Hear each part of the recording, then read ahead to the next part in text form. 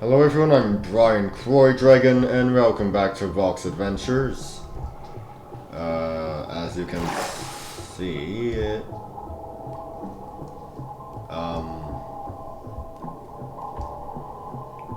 we're just going to be able to get going now.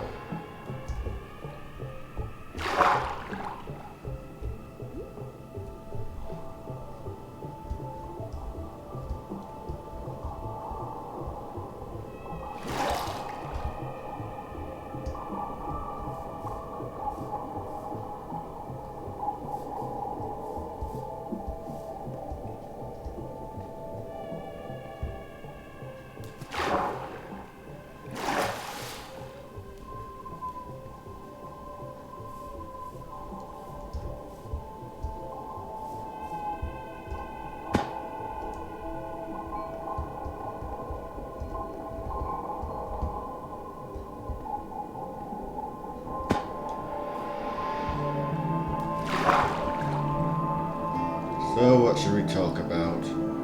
Oh, here's a sunfish, let's fight it.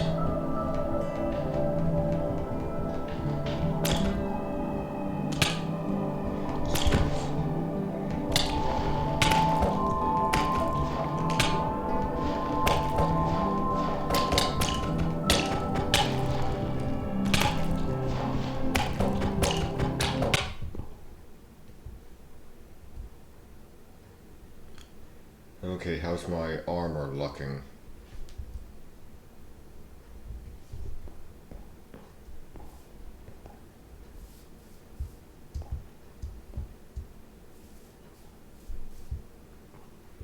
It's fine, it's still there.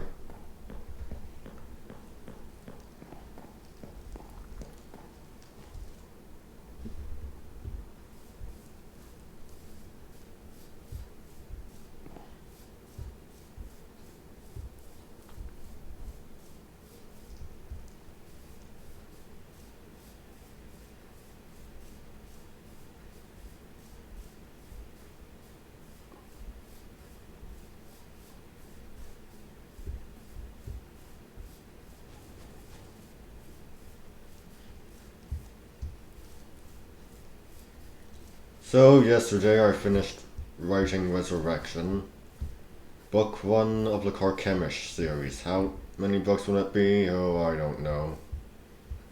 13 maybe. 13 to 20 at least.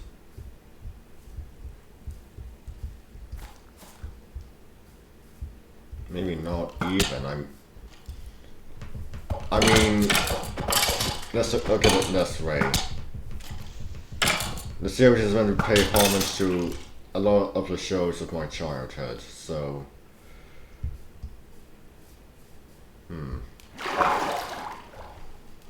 Okay, let's say that 10 chapters are equal to a half-hour show.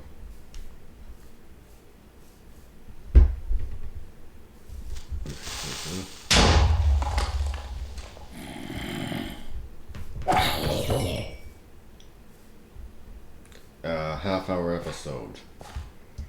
Naturally, triple that amount, it would be a 3-parter.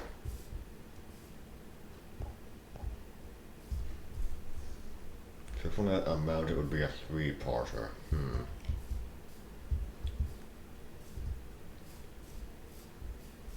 So if I were to do a 3-parter,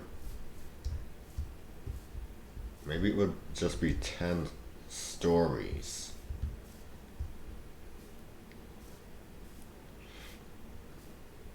Because the way I view multi-part episodes are, I view multi-part episodes as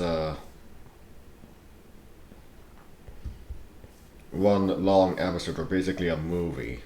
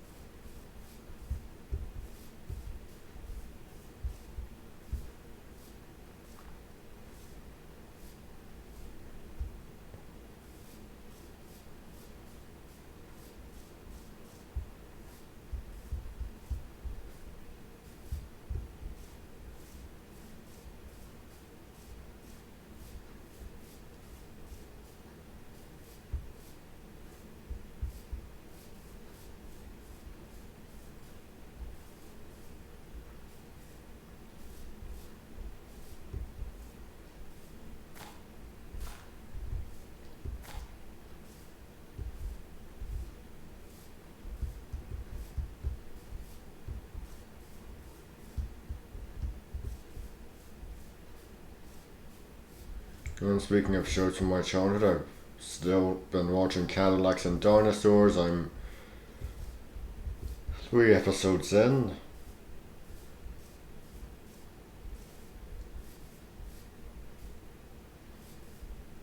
And it's still a really good series.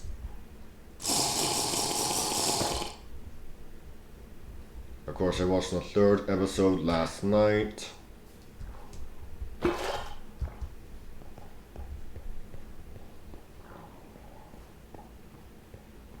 After Sam streamed, I had enough time to watch an episode of Cadillacs and Dinosaurs, so I did.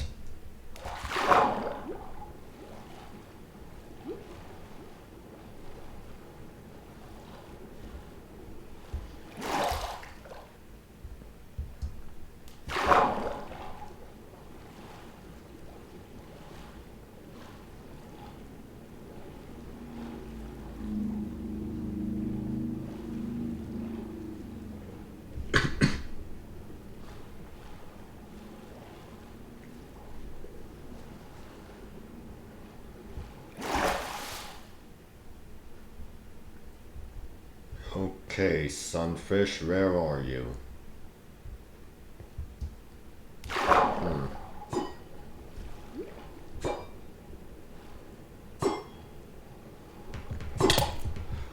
God.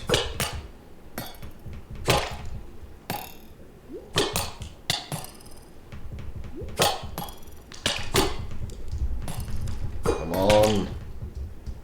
I'm gonna make sushi out of you. Oh God, what's... Oh, thank you so much for not responding.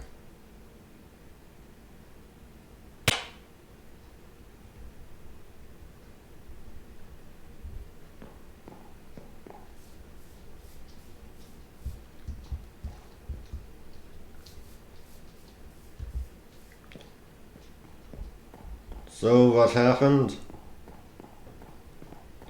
Well, Governor Scharnhorst, besides having dammed up a river, went after... Well, she went after some robots, some lost robot miners that could replace the actual miners called the moles. They aren't actually moles, they're not mutants or anything, it's just what they're called. So basically she intended to put an entire group of people out of work, and she basically caused a drought.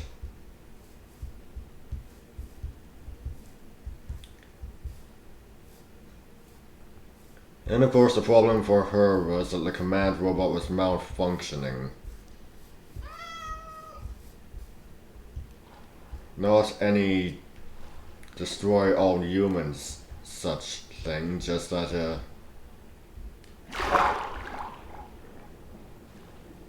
well, how do I put this?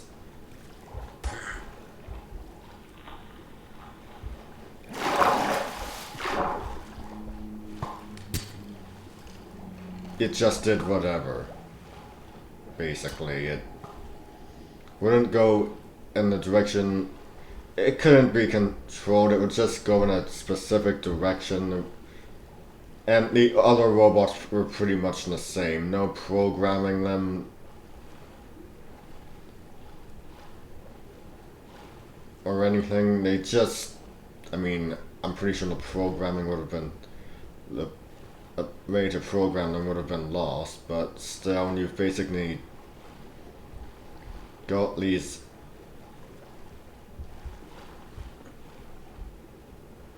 robot miners who won't do anything but go in one direction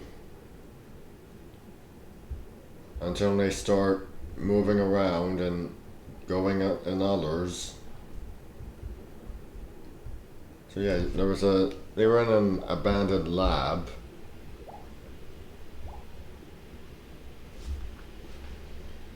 And that was really nice.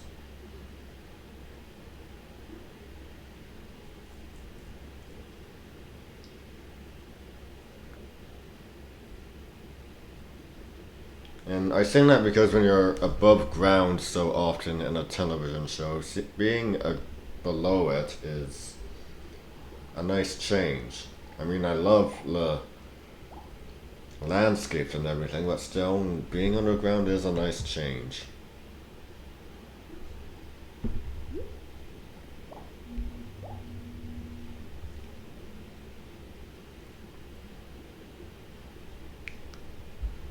And of course, in the previous episode, the second one, well, Jack and his team have to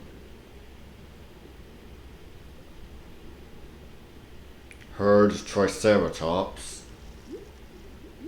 which is no easy feat.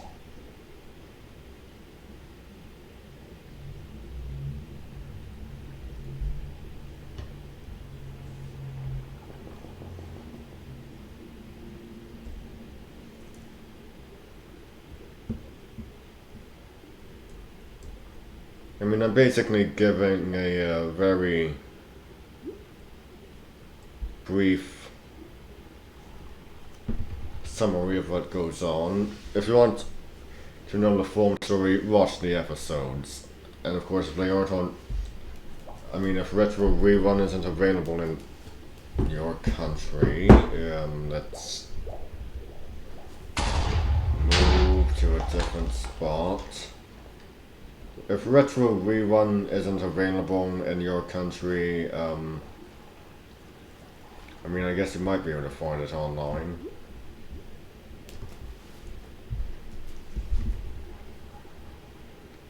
I'm pretty sure it's on other channels on YouTube.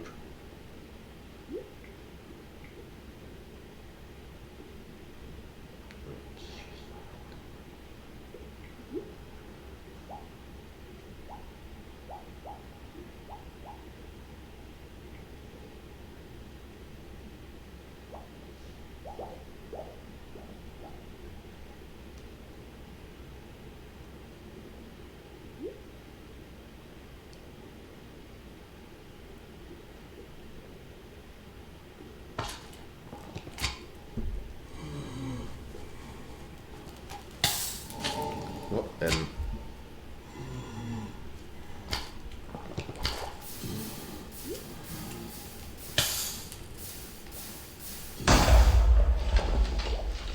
I'm not seeing.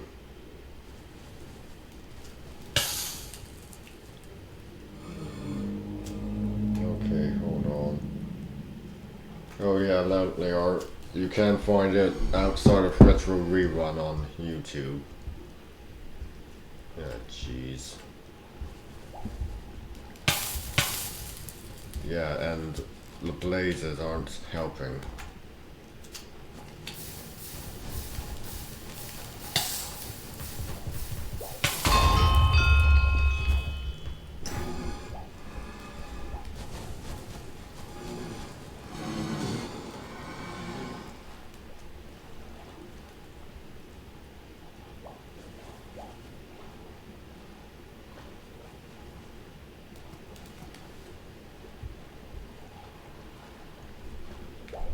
You know, amusingly, Cadillacs and Dinosaurs wasn't something that was on Teletoon Retro when it was its own channel, and it's not anymore. I don't even think the Teletoon Retro thing is around anymore. Pity. It's just not there. I mean, if they could show Batman the Animated Series and reboot, then they should have been able to show Cadillacs and Dinosaurs. But of course they didn't.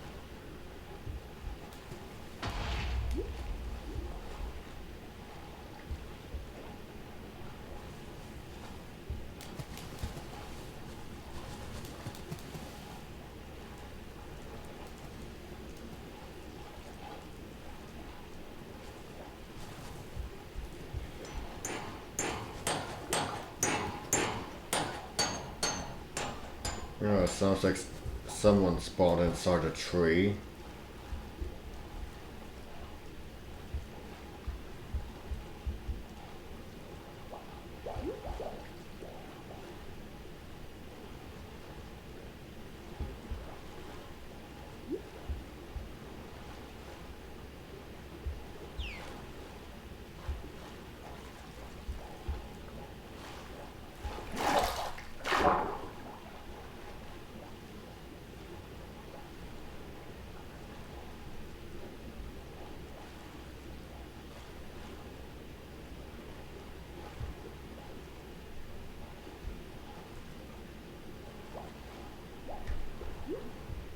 Ah, back again.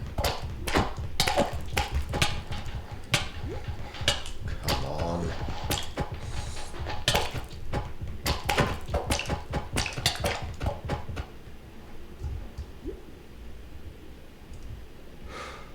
That feels good.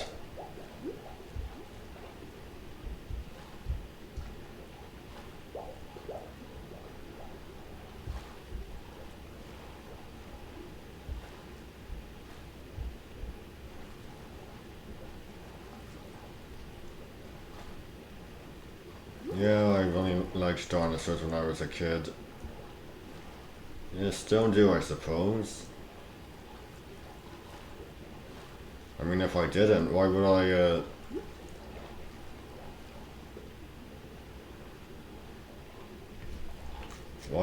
have even been going to see the Jurassic World movies or watched Camp Cretaceous on Netflix?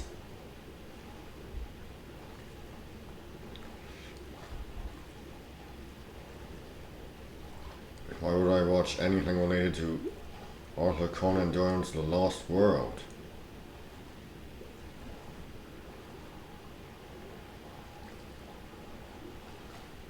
To quote Spin, dinosaurs are everyone's favorite monsters.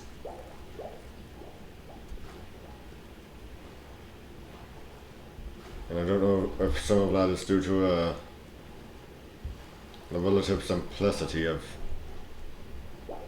just something prehistoric being used.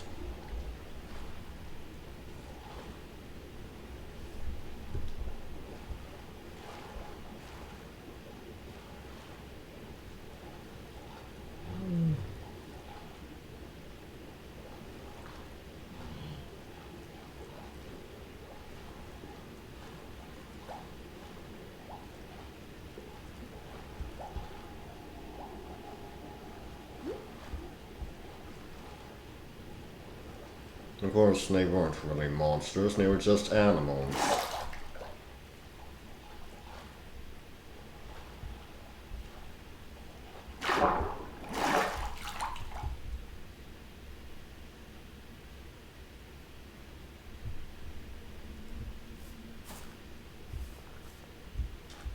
I had my fair share of dinosaur-related things. When I was a kid, I had the Magic School Bus Dinosaur CD.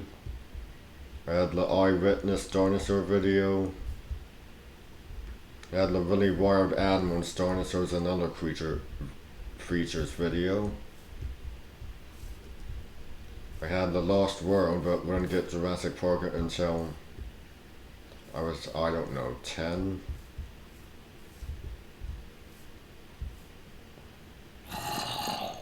Got it at a garage sale.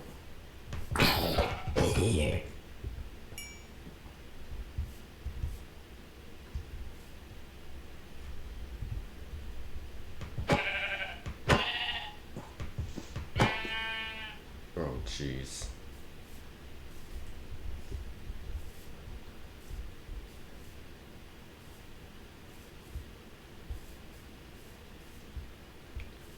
Unfortunately, Land Before Time was big. Can't believe I can't believe I ever liked that. But of course, we had dinosaurs, it had to be good, right?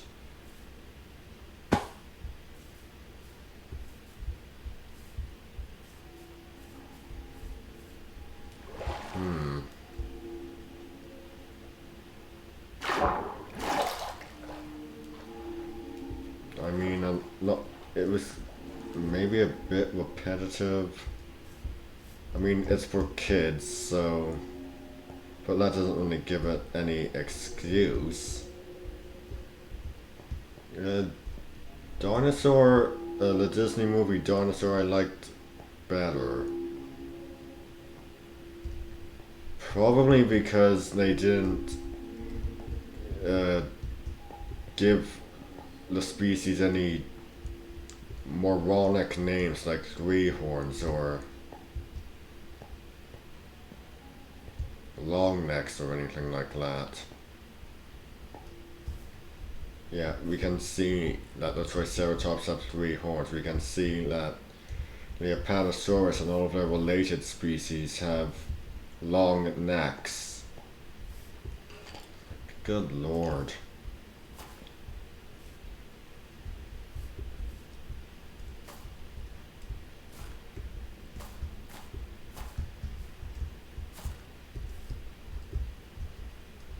I mean, I also really loved walking with dinosaurs.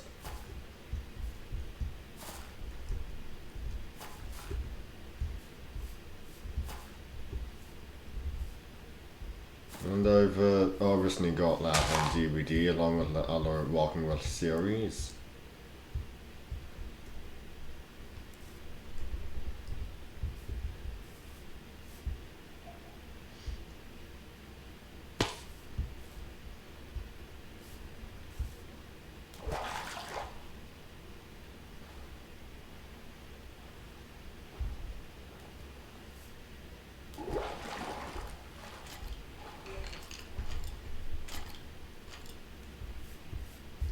I loved the Rite of Spring segment for Fantasia.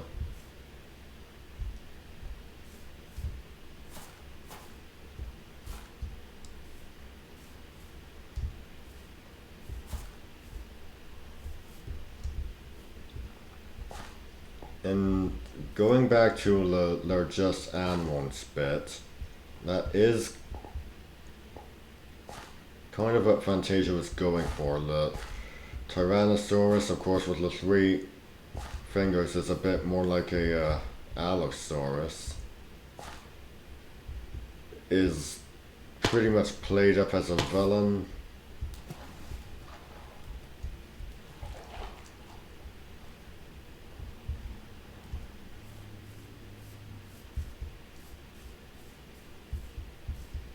Which is something that Disney did not do with the dinosaur for their own predatory characters. They're just predators, and although they're antagonists, they're not actually villains. Which is a nice change of pace. They're just following their prey.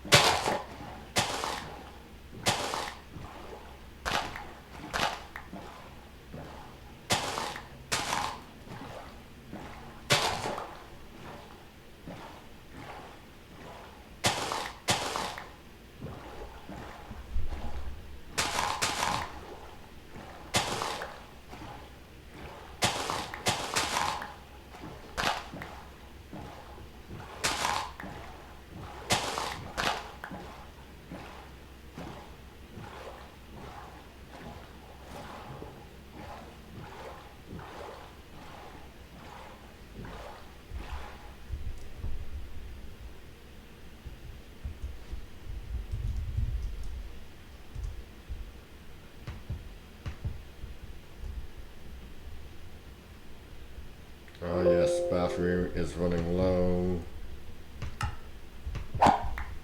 Excuse me one moment.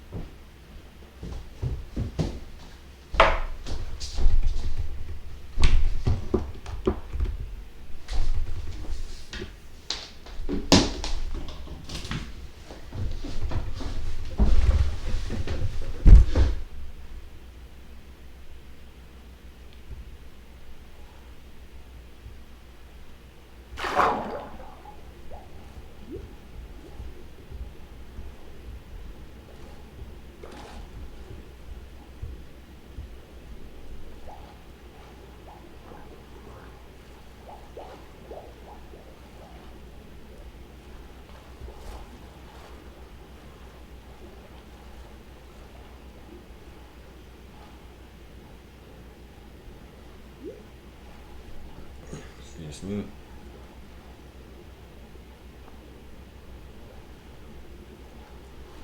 Due to the bizarre policy of redubbing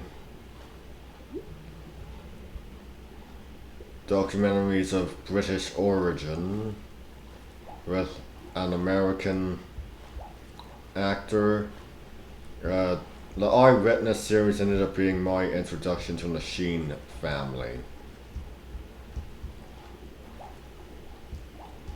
You know that, or Oh Don't Go to Heaven too. I mean, I was probably given the Eyewitness Dinosaur VHS before I ever saw Oh Dogs Go to Heaven too.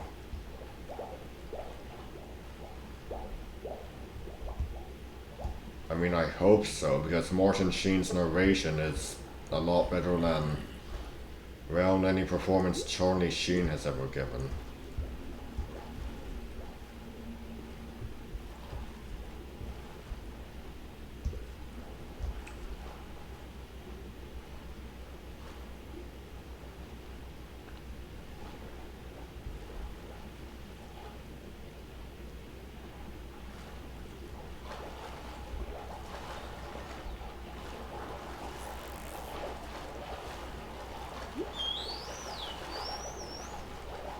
Yeah, I've never been impressed with Charlie Sheen's anything.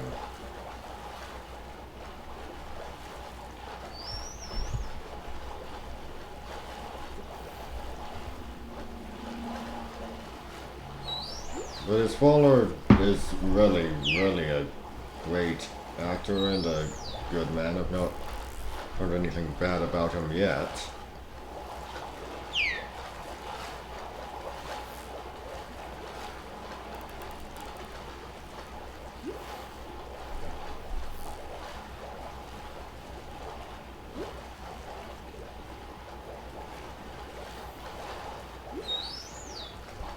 On the flat.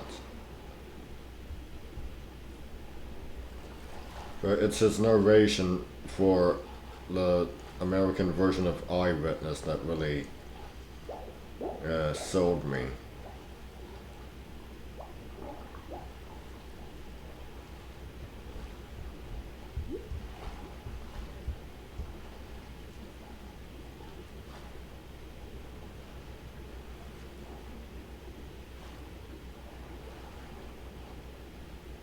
A good narrator, good music, occasionally some good stock footage, and basically whatever Eyewitness throws at you, it's just great. I mean, sure, some things might look dated. I mean, it's the 90s after, it was the 90s after all, but it still holds up really well at some points. Well, at a lot of points.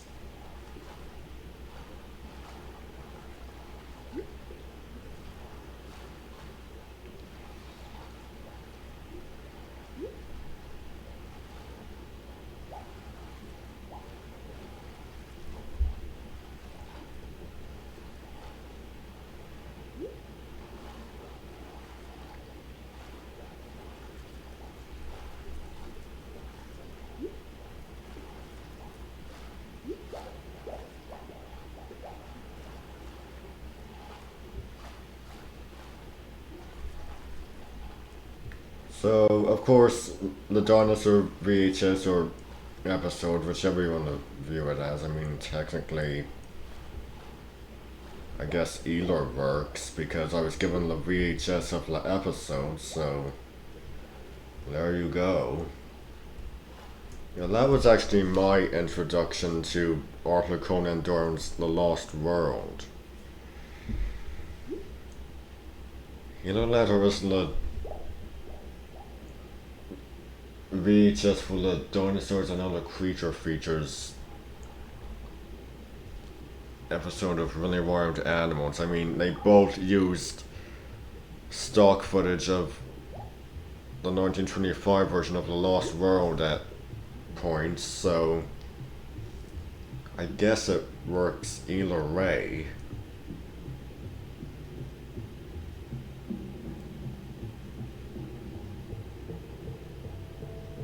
So, either one of those was my introduction to The Lost World.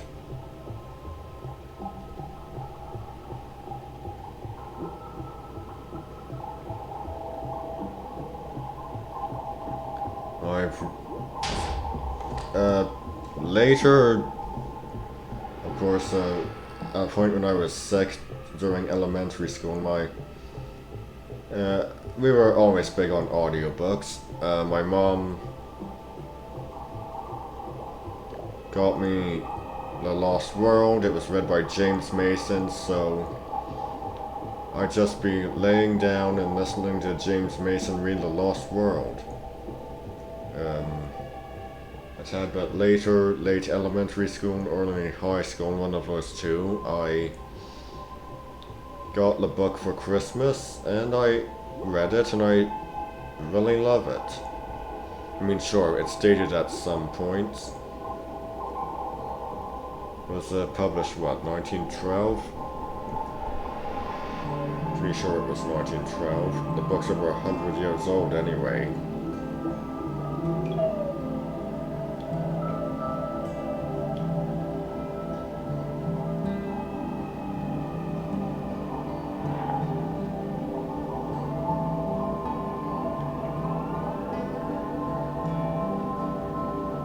Yeah, 1912. Nailed it. And of course, I've got 3 screen adaptations of The Lost World on DVD. And I guess technically I'm in the process of seeing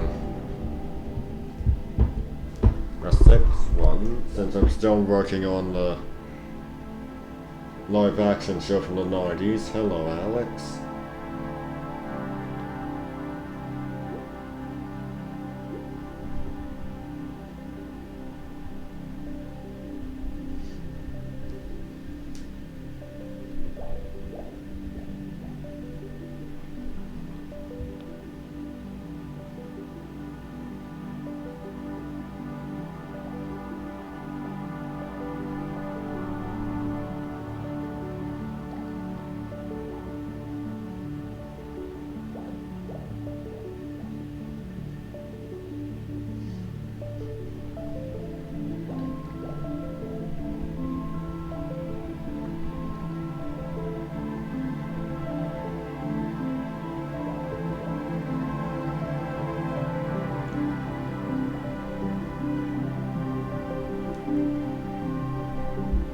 Yeah, it's weird to think, but I was introduced to...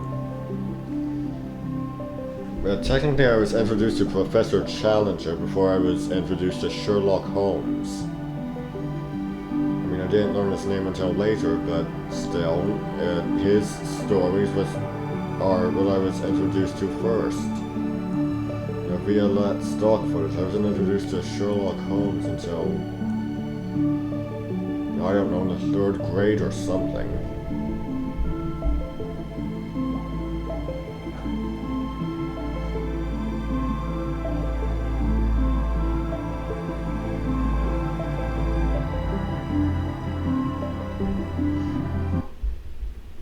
Good lord. What? Oh. Okay, the music just stops. Oh, it's as if you're supposed to expect an attack or something.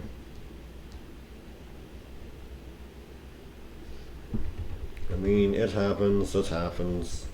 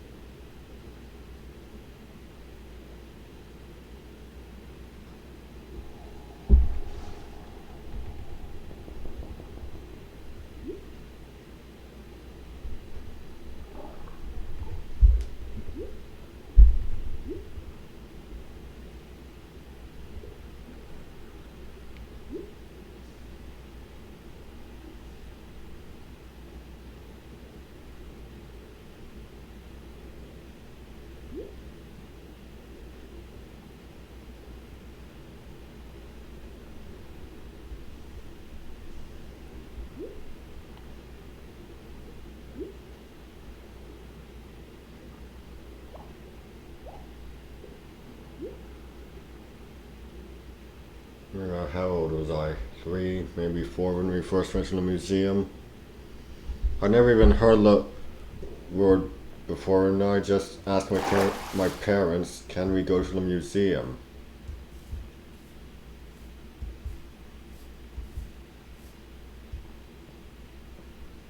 Maybe I was 5. In a way, it was one of those things. It was one of those ages.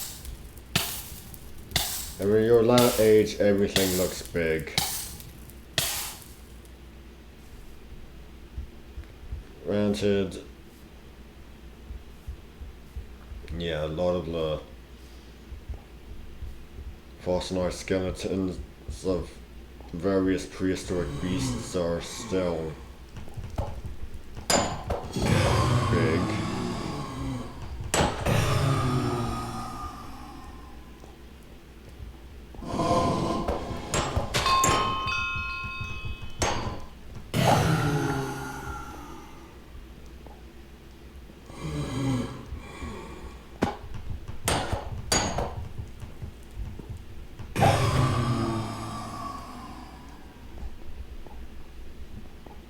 But they were even bigger too, however young I was back then.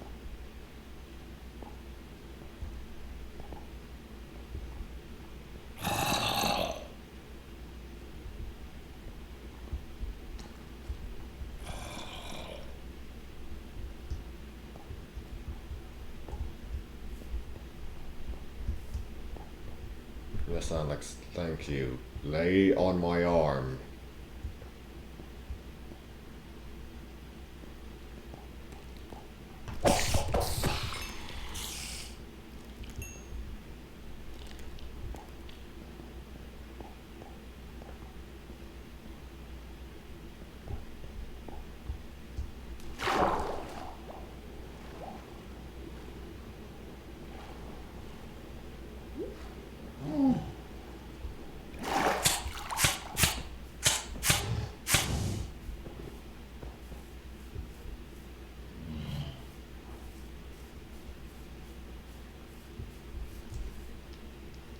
I have a memory, I don't know if it's of an actual place or of a dream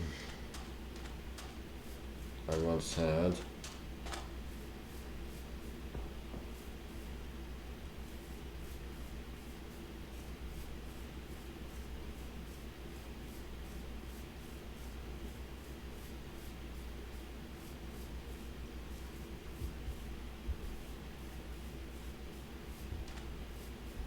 Like when I was young, very small, maybe, oh, I don't know, must have,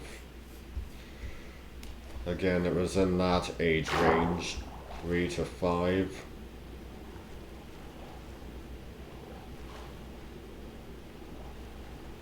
My dad had to go somewhere, meet someone. He took me along, otherwise I'd be home alone. And you can't leave a kid that young alone at home.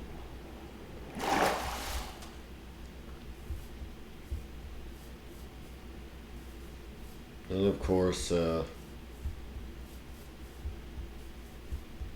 it's just this dinosaur skeleton, some sort of theropod. And not particularly large, mind you, and it's in one room, it's all propped up and everything. And the old tail dragging against the floor manner.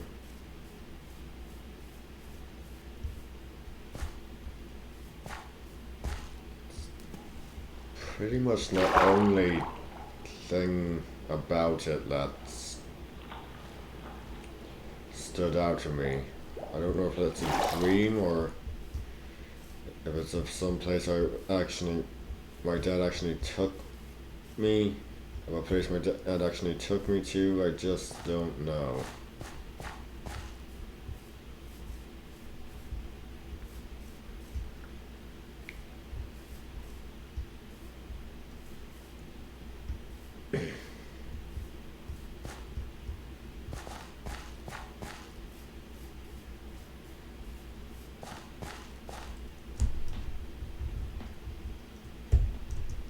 And there's a point when dreams and memories start to merge.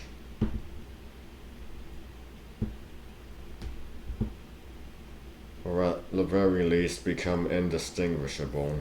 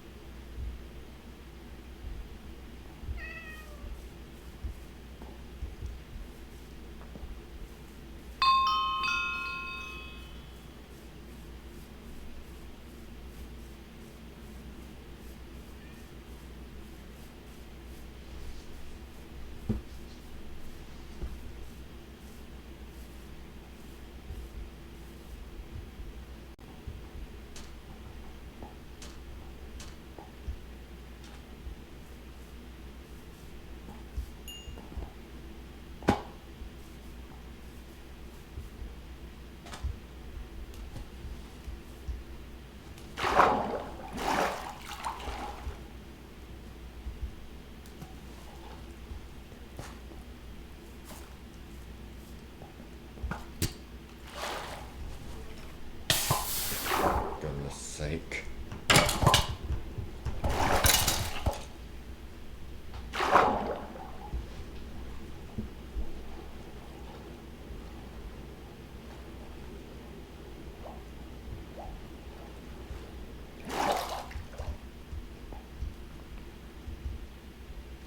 Well, it seems like a lot of the things dinosaur related educational things from my youth use. I mean, before Walking with Dinosaurs came along, a lot of them had stock footage of some kind. Of course, there was Eyewitness, and there was Really Wild Animals.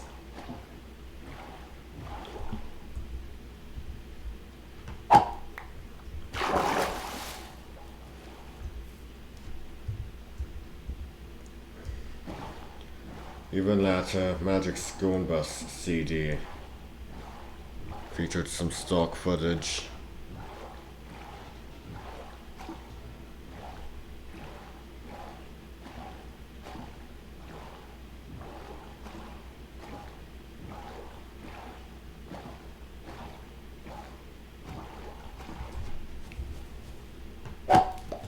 And I've always been interested in learning, even now, what that footage comes from.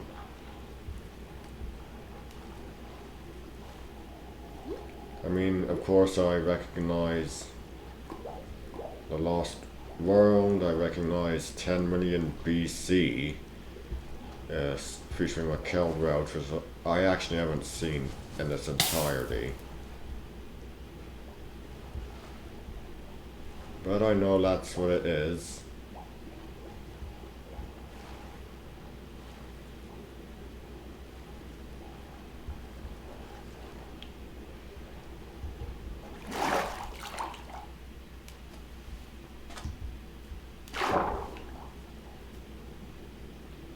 Yeah, I have of course found the stop motion short Prehistoric Beast, which I'm pretty sure that's what it's called.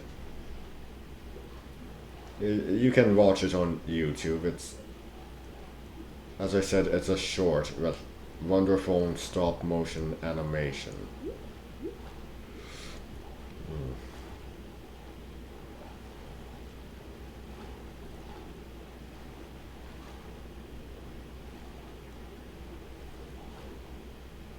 Jeez, have I been going on about dinosaur-related things for this long?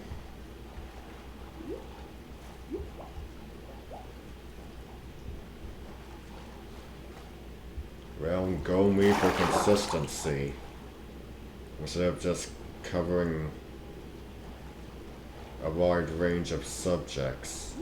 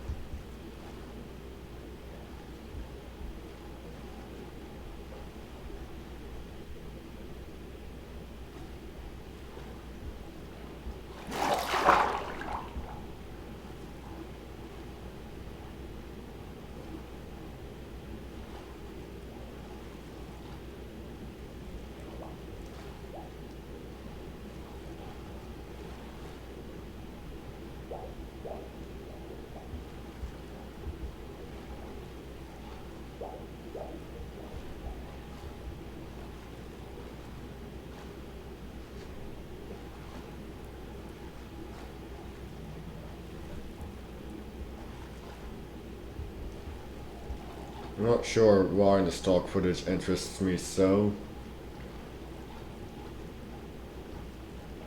Maybe it's because it just really looked cool.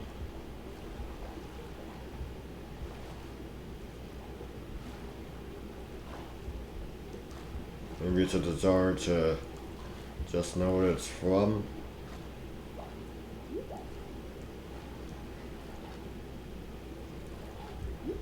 Maybe it's a desire to actually see what it's from.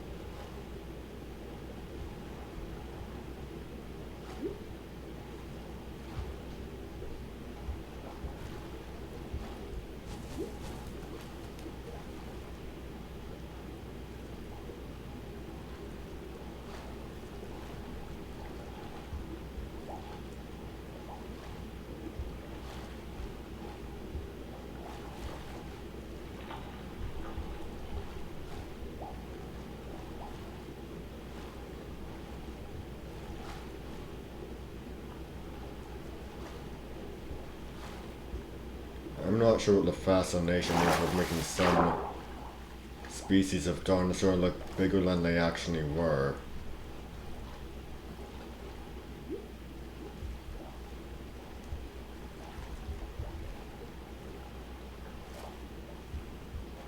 I mean, obviously I've seen the skeletons of full-grown specimens in person, and I just don't get it.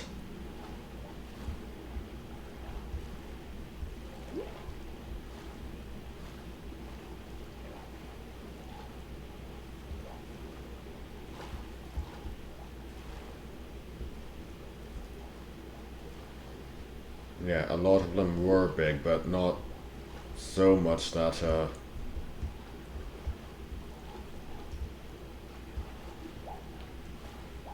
Oh, I don't know. At some points, you're just making them so big, they're practically mythological dragons.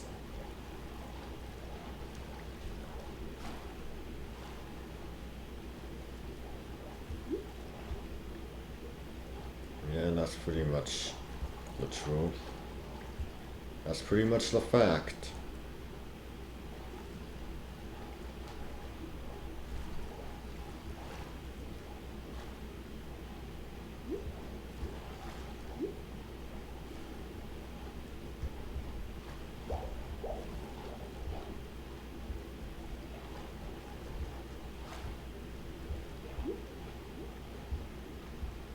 I also saw some stock footage from the Lost World in Microsoft Dangerous Creatures. Oh god, that. Love that CD, and I really wish the line would be re-released, like on Steam or something. The Microsoft Home line. Dangerous Creatures. Oceans. Ancient Worlds.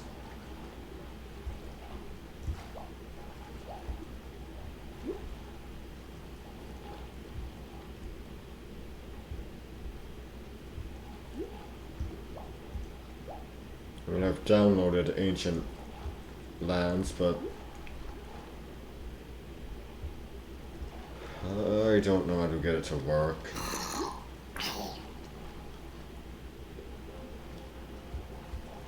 Probably need an emulator of some sort.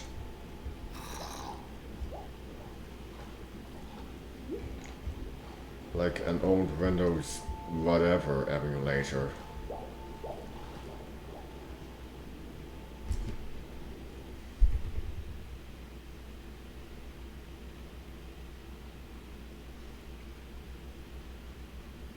I don't know if I were ever to figure out how to get such an emulator to work, I'd probably weep tears of joy.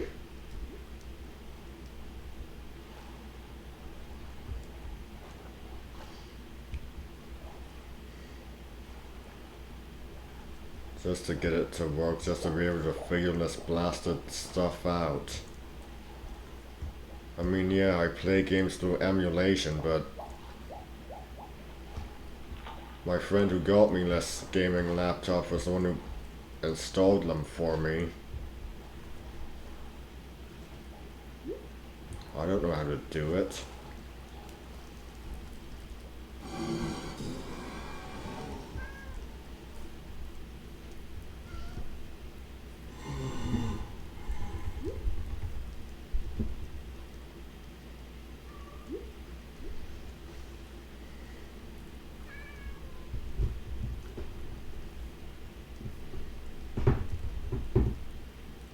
Oh, Microsoft Ancient Lands. I spent pretty much... When I downloaded that document, I pretty much spent half the night reading the articles.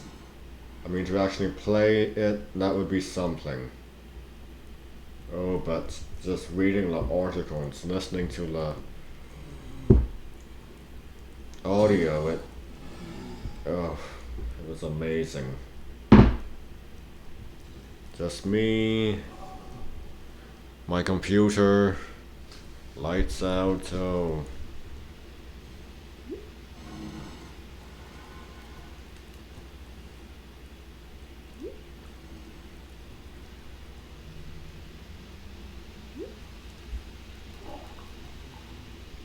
Oh, jeez.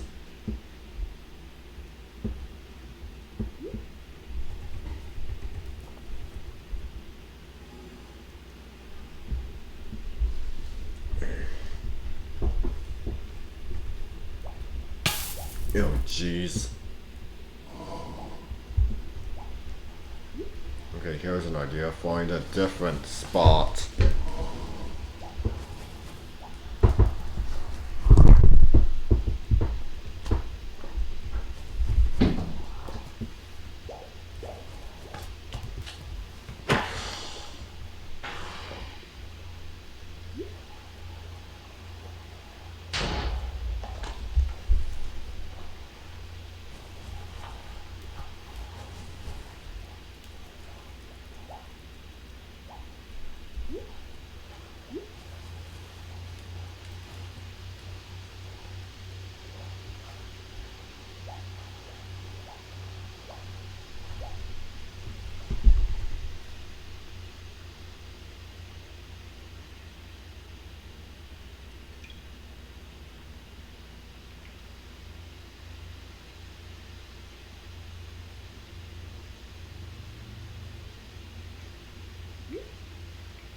new video from Bedtime Stories. Oh.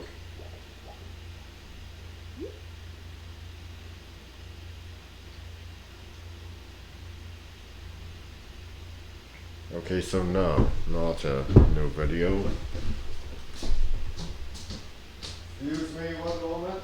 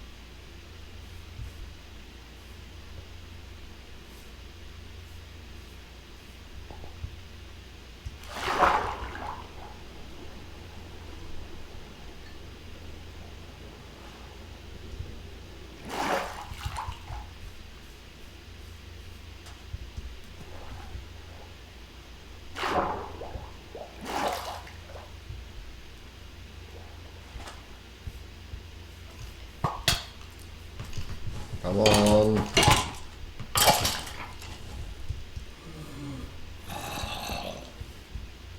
No, now that I think about it, that thought.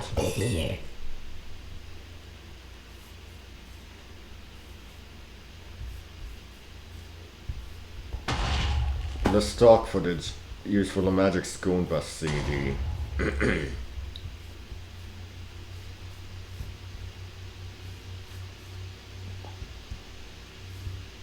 It's Magic School Bus. You don't exactly imagine it to feature something that gets violent. And maybe it doesn't to an extent. Maybe it doesn't. I mean, a Chronosaurus killing and eating its prey, that's probably not too violent, but still, it's probably not something you imagine in to see in the Magic School Bus franchise. Or maybe it is. I mean, seeing predator animals devour prey animals isn't exactly uncommon. There were episodes that covered that, so maybe that's the thing.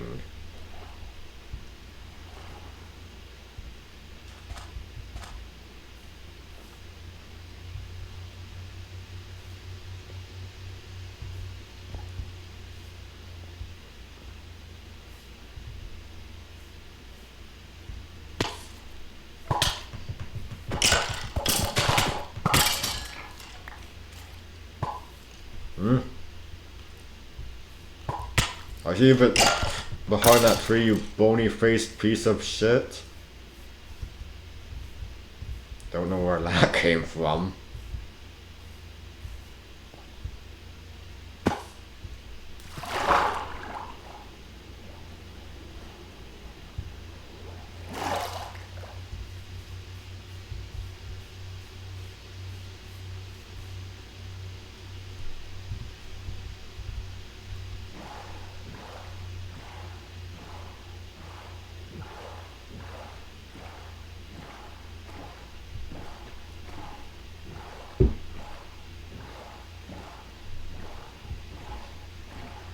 So the stock footage I'm talking about was actually hand drawn. And yeah, I know that Magic School Bus, the show, that was done in traditional hand drawn animation as well. But it's when you can tell it's from something completely different that really gets you going. Because I'm just looking at. I remember playing the game as the game as a kid, and I'm just like, okay, what is this from?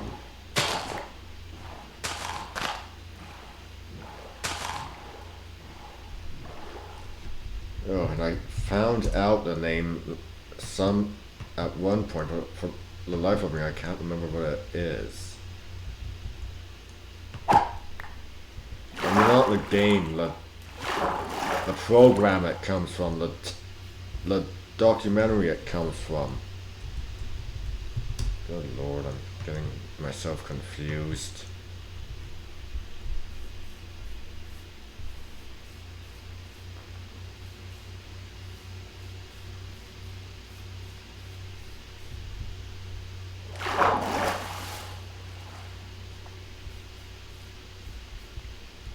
I mean, I love the CGI and animatronics and, hold that thought.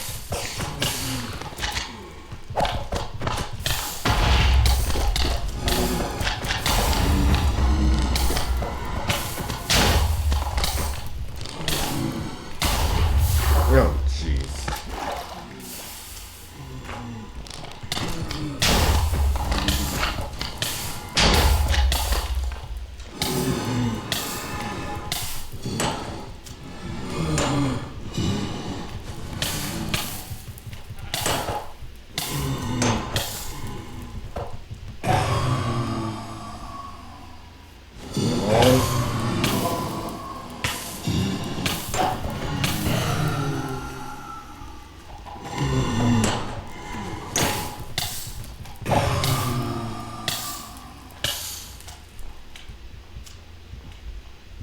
I mean, I love the animatronics and CGI, the animatronics, puppetry, CGI, and all that used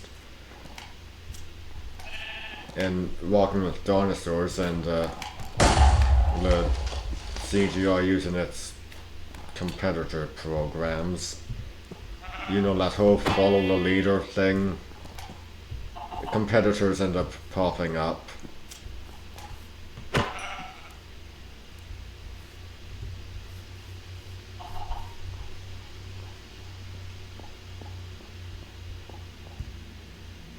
But still, hand-drawn animation, it's not kid stuff. I mean, sure, I'm pretty sure the documentary was for kids, but it was all done very seriously.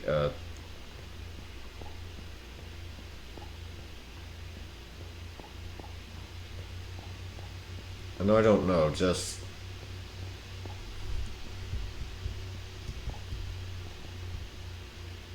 that's something that I'd like to see a bit more of.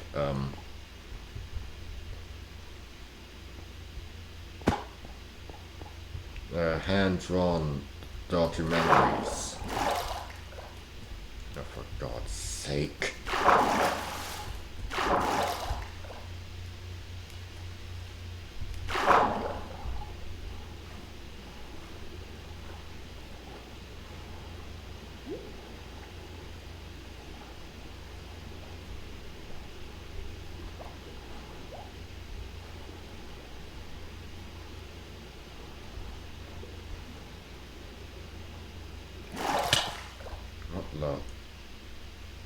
What hit me?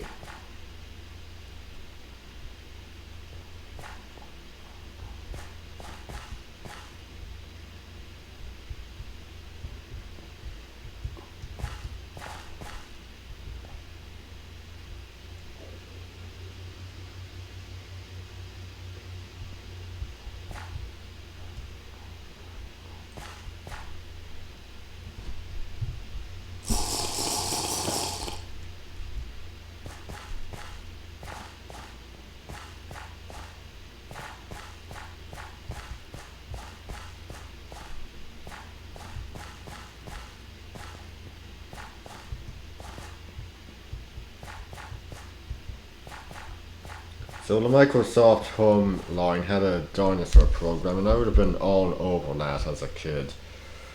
Um, yeah, I really would have been all over that as a kid. And they had an oceans program, a dogs program.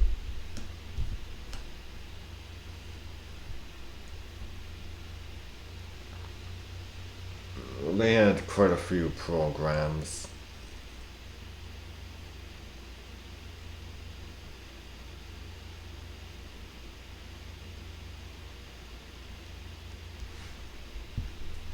Actually, I genuinely like to.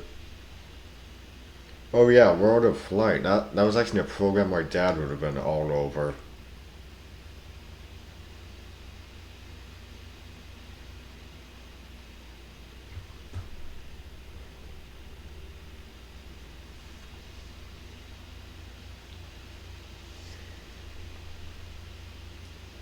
I mean, did I say game or program? I mean, there were games included with these, so.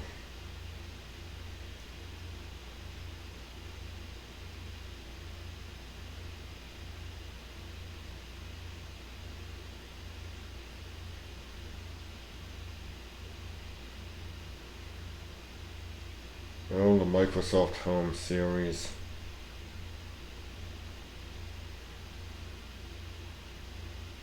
First appeared in 1993.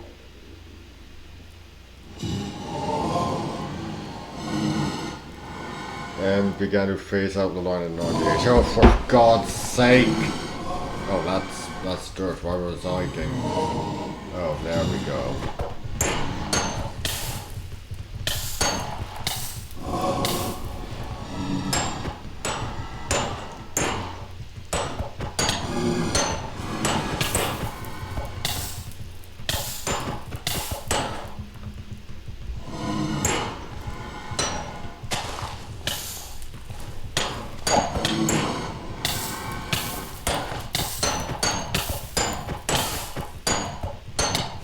How long is this going to take?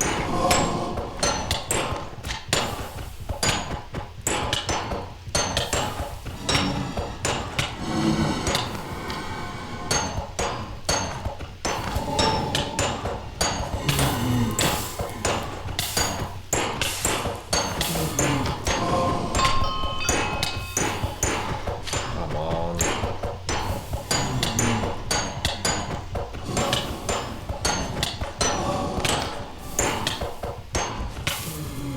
Just die, will ya?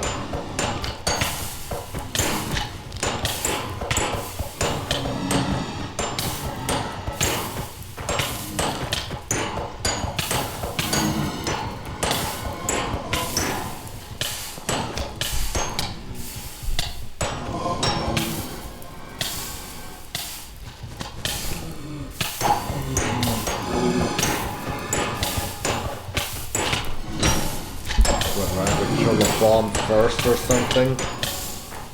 Oh my lord.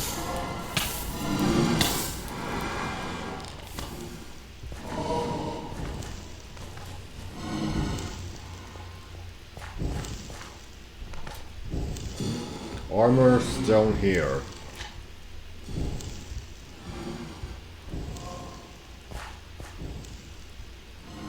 Well, that's...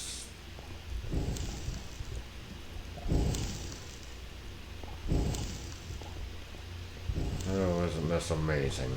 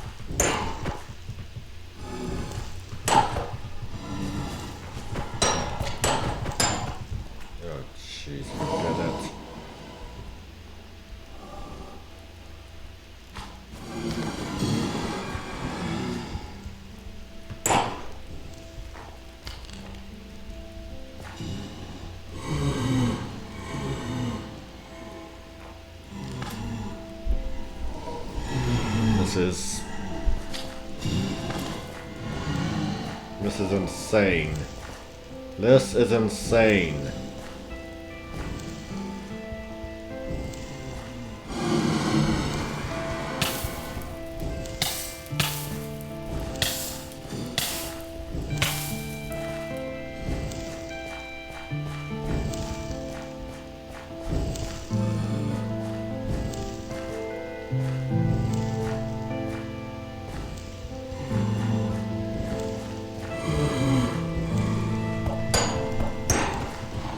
Come on, just...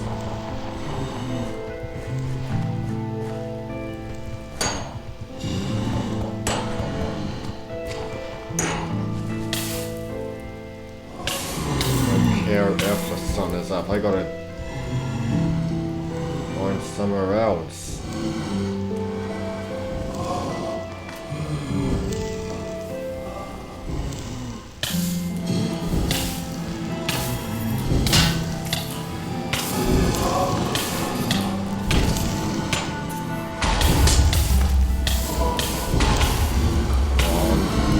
Get away from me, you bloody bastards.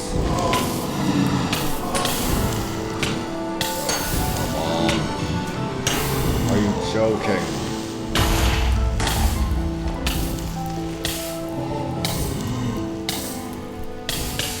Where did I end up? A blaze nest?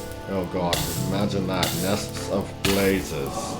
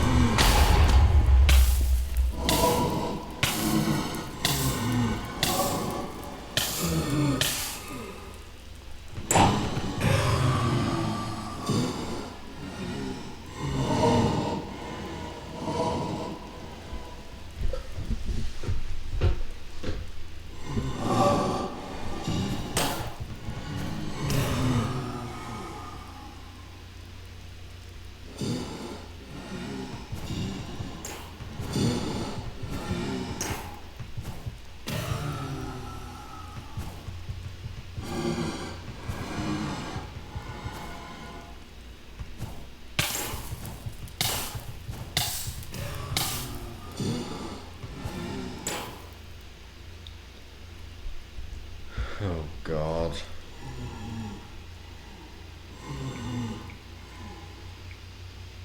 No, I don't want to set a timer for 2 minutes.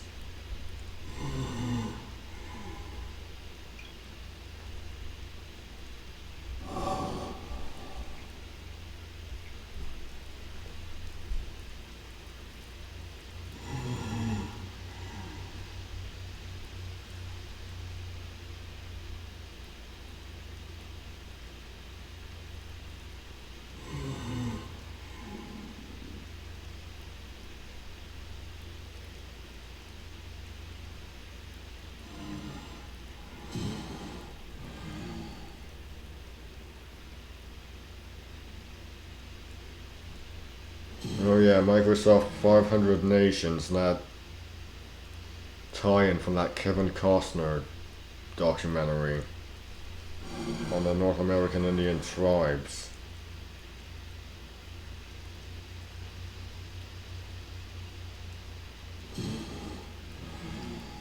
Art gallery, interesting.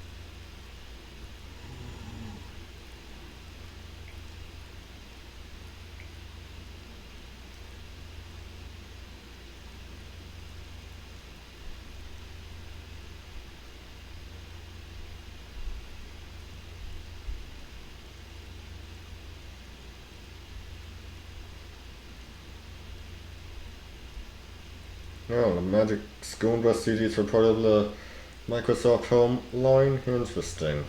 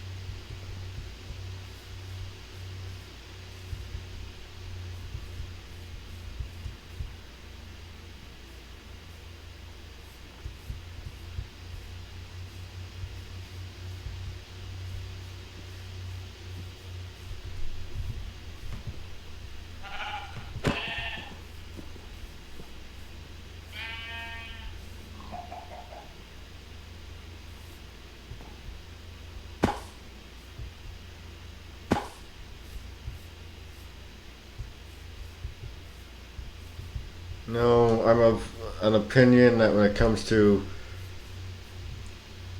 some series or some episodes that are better off watched in the dark. Lights out, curtains drawn.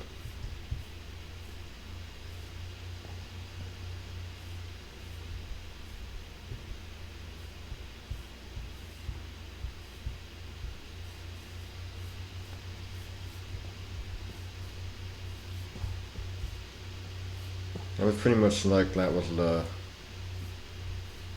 Eyewitness Dinosaur episode, and I kind of am with the Eyewitness Monster episode.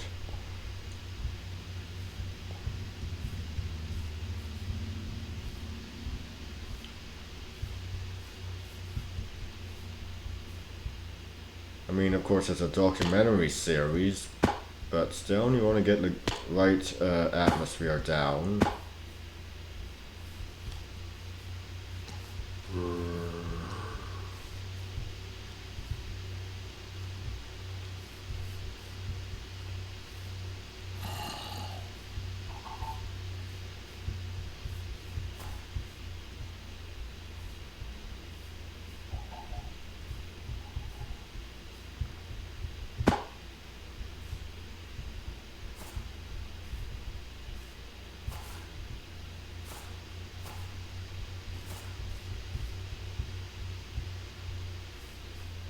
The greatest monster of all is what lurks inside the human mind.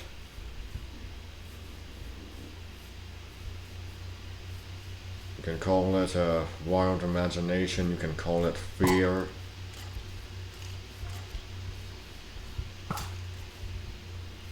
The fact is, the greatest monster of all doesn't have a physical form.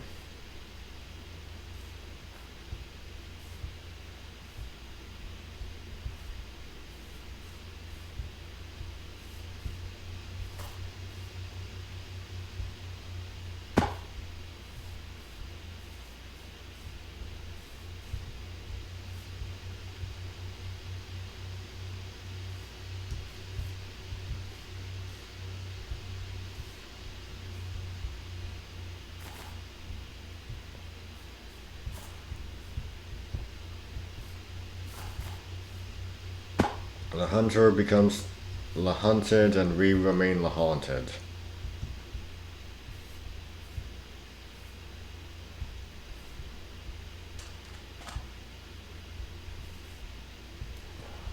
Yeah, that is the case.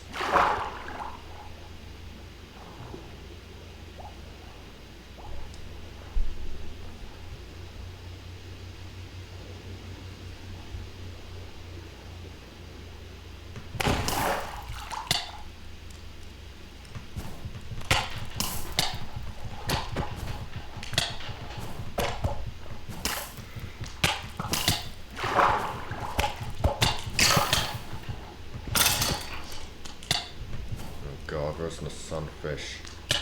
There it is!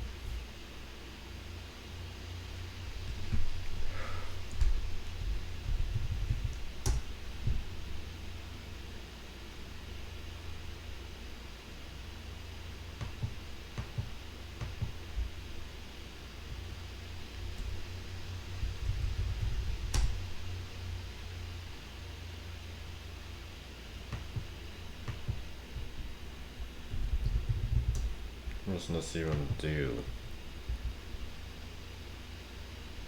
Is it just a decoration? Maybe it's just a decoration.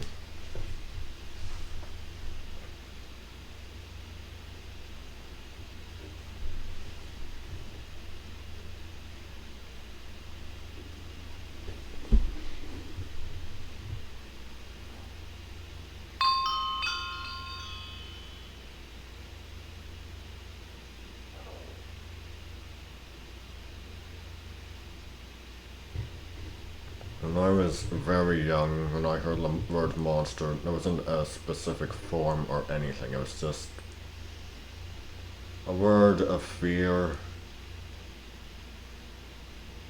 and alarm.